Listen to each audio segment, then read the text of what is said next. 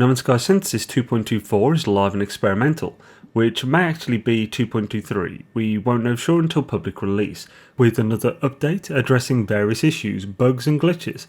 This one also addresses the phantom ships appearing in a scrappers lineup, as well as buried tech just disappearing when you try and mine it.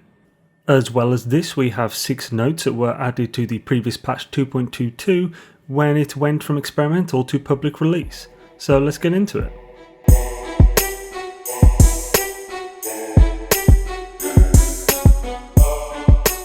First off, we have the 6 mystery notes that were added between experimental and public. This was done because they are console specific fixes and the experimental beta branch only exists on PC Steam, so it would have been pointless to add there. As it is only 6 notes and this next patch was already on experimental an hour after 2.22's public release, it seemed silly to have its own video. Fixed an issue which prevented players from joining multiplayer groups on PS4 which had been formed in game. Fixed an issue which caused the HUD to scale incorrectly on Xbox One X when running in high performance mode. Fixed a console only softlock when interacting with some NPCs. Fixed a console only issue which prevented multitool inventories from saving. Fixed a rare multiplayer crash on consoles. Fixed a console only issue where some compass markers could stop working after warping. That's it for the missing 6. If you want to know the rest of the notes from patch 2.22, check this slightly incorrectly named video via the card, or check the pinned comment for a link to it afterward. Now for today's update, patch 2.23, more 4. Fixed an issue that could cause the backpack to swoop into view when opening the inventory in the Starship. Fixed an issue that could cause the backpack to be visible in VR photo mode. Fixed an issue where Multitool purchase brought up an incorrect UI when taking the Multitool from an NPC, not from a terminal. Improved the tip text when charging a technology from an inventory pop-up, so that it is more clear you can now change the stack size before using the fuel stack to charge the tech. Somewhere in this update they also took away the hold requirement for charging various things, so while you have to click an extra time due to the functionality of altering stack sizes, you now don't have to hold to set the charge, which is way faster, and I'm grateful such a minor annoyance was addressed. Fix some misleading information in the description of salvaged components harvested from starships. This one's super vague and has effectively poked the hell out of my curiosity. Fixed an issue that prevented the Shield Lattice from increasing hazard protection.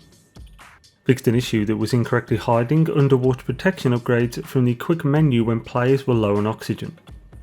Fixed a rare crash in the Nexus mission UI. Fixed an issue that prevented players with starships that were acquired before the Pathfinder update from upgrading the number of available technology slots.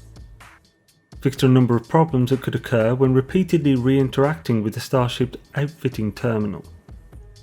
Fixed an issue that prevented photo mode from being available while in the ship in VR. Fixed an issue that could prevent players from leaving the Terrain Manipulator's create mode in VR.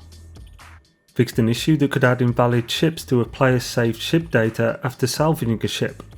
Now I can only imagine this is the issue Sword faced on his stream the other day, that led to a mighty rage of which memes will never know, as Sword's composure is that of a Zen monk. But essentially, Sword scrapped a whole bunch of tasty exotics for a whole bunch of goodies, and ended up with one of his hard-earned Sword class ships being replaced by an ugly hauler that is most certainly not Sword class. Hopefully this is definitely fixed now and I can get back to gathering my scrap, as I've been avoiding it for fear of ugly haulers, as I highly doubt this can be retroactively fixed. Fixed an issue that prevented players from saving more teleport destinations if they entered their current galaxy via unconventional means. I'm curious what specifically they mean by unconventional means. First thing that comes to mind is save editing, but they may mean anything that isn't backed up by in-game lore, like joining the game of someone in a different galaxy and then building a base, etc. So if this sounds familiar, it should now be fixed and you can start revisiting your new systems. This is another that I doubt can be retroactively fixed, as issues with saves missing data like this, I imagine means it wasn't saved in the first place. Procedural movement upgrades are now guaranteed to upgrade the jetpack tanks, alongside whatever other stats they may roll. Nice, this is good considering jetpack tanks are usually the primary thing you are after, and folk have noticed that jetpack tanks are now lower. Their recharge time seems to be up. I'm not sure it's that simple though. I don't think it is just lower, as mine appears to be about the same on survival. So they may have just changed how it's calculated, which for many results in a slightly lower tank. Or I'm just not as perceptive as I thought, which is quite possible. Fixed an issue that could cause players to fall through the terrain in multiplayer. Fixed an issue that caused the wrong rewards to be listed when handing in missions on the space station mission board. Fixed a rare issue where players couldn't become stuck in a conversation with Polo on the Starship communicator. Fixed a crash when using the pulse drive to fly towards a freighter if that freighter is your mission target. Fixed a UI issue that made it very hard to install technology in a freighter. Fixed a rare crash in the pirate AI. Fixed a crash in the network replication of AI starships. Fixed a crash that could occur when leaving the Nexus mission details page. Fixed an issue that caused buried technology to be destroyed by the Terrain Manipulator. This one annoyed Mary and I'm sure many others to no end. It's very frustrating to locate the buried tech, head over to it, then as soon as you attempt to unearth it, it disappears. The same thing used to happen in the beginning of the next update with subterranean relics.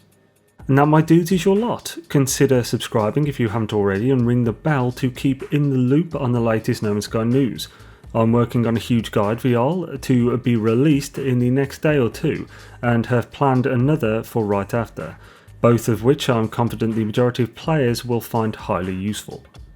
Check out the Discord, Patreon, website and more in the pinned comment to join the discussion, support if you feel so inclined and get your information on with various tables and tools. Have a great day all.